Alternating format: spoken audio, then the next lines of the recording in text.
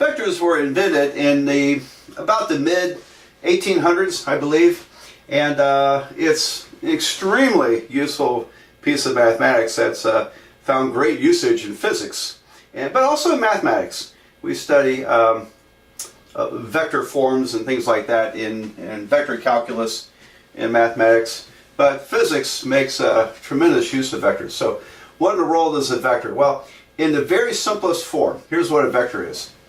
A vector is a line segment with an arrow at one end. So it does not represent a ray that just keeps on going. It's not, part of a line. It's just a line segment with an arrow, and the arrow indicates a direction. So vectors indicate length and direction. And matter of fact, when you think about it, they're quite related to the polar coordinate idea, or polar forms. And because we can talk about angle, and we can talk about length or absolute value. Anyway, that's a vector. And I'll call this vector A. And here's another vector. I'll have it go down here. This is vector B. Now, when you write vectors, always put arrows above the letter. All right, vectors are written with little arrows above the letter to indicate they're vectors. But when you see it typed in math textbooks or papers, vectors are written without the arrow, but they're not italicized, and they are written in bold print. So bold font, not italicized in textbooks, handwritten, put the little arrow over it. Don't get lazy about that, okay? It's always a good idea. All right, now, what do you do with this stuff? Well, vectors have no location, okay? You can move them around. So I can move vector B around as long as I don't spin it, rotate it, as long as I don't flip the direction, as long as I don't shrink it down or blow it up. So I can move it around, and if I move it so that it, well, I'll do this in blue. If I move it up to here, all right, so here's vector B. And so I basically just lifted this up and slid it over, and I attached the beginning of B, vector B, to the end of vector A.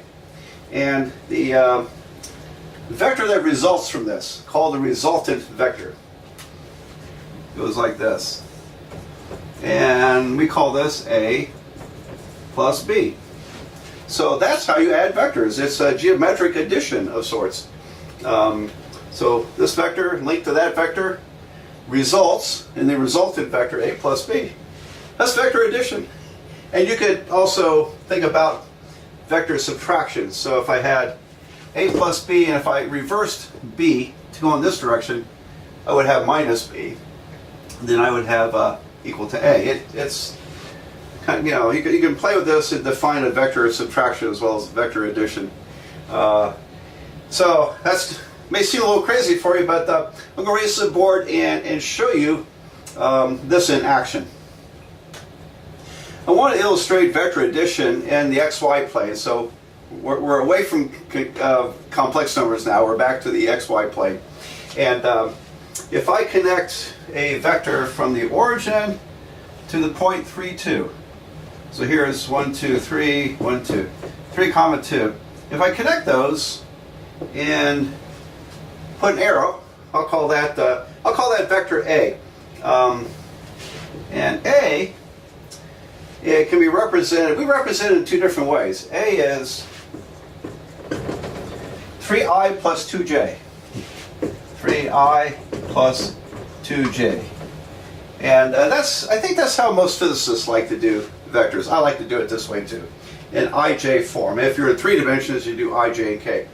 So what in the world is happening here? The I vector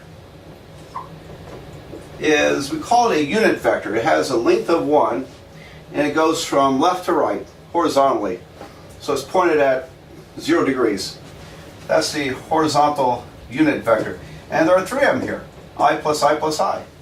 And then the j vector is the unit vector in the vertical direction. And so there are 2 of them here. And so this is why we have 3i plus 2j equals to a. So remember how vector addition worked. If I took this vector and add that vector, This is resultant vector. 3 plus 2i. Okay. Another format some textbooks use, I don't think it's as common, is angle bracket 3 comma 2 close angle bracket.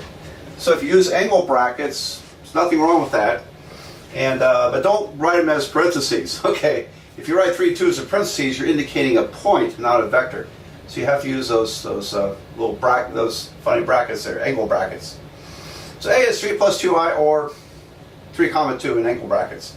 Okay, now let's find where what's B. Let's see. Let me make some room here. I think I'll make B 1 minus 4i. All right, so I'm going to come down to 1, 2, 3 minus 4.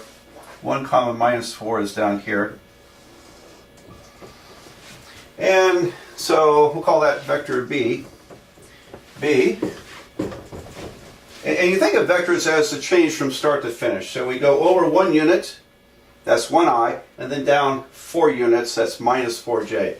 So I minus 4j, or 1 comma negative 4, if you prefer the angle bracket form.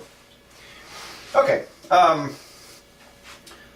then, what is a plus b? Okay, a plus b. Well, it's very intuitive, very nice. A plus b would be 3i plus 2j plus I minus 4j.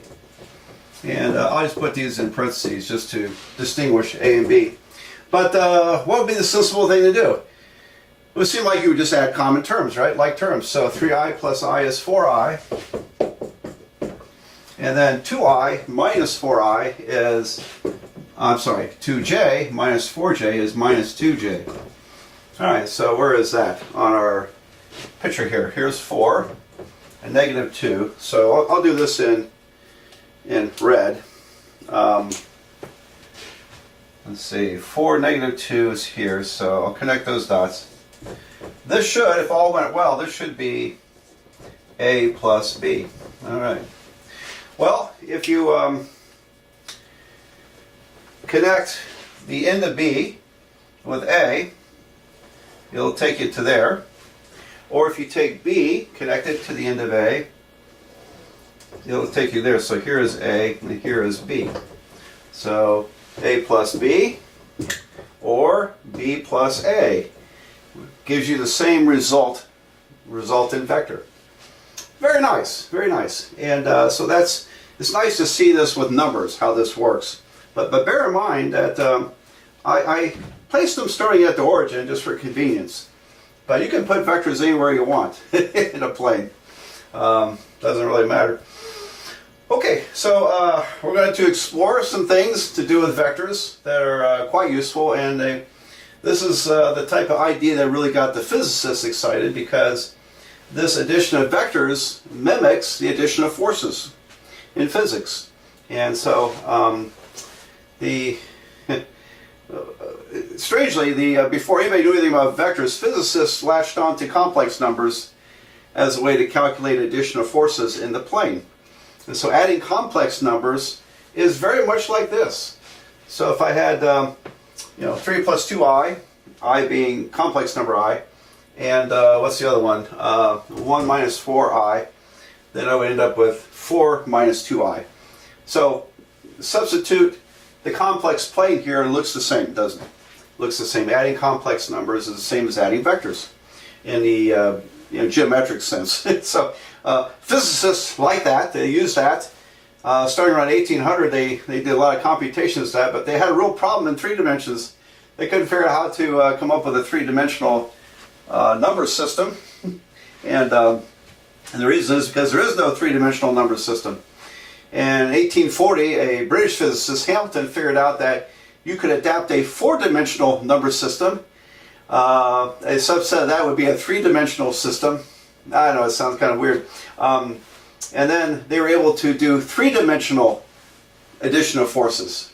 And they figured out how to use that. And that was kind of complicated. That was introduced an idea called quaternions.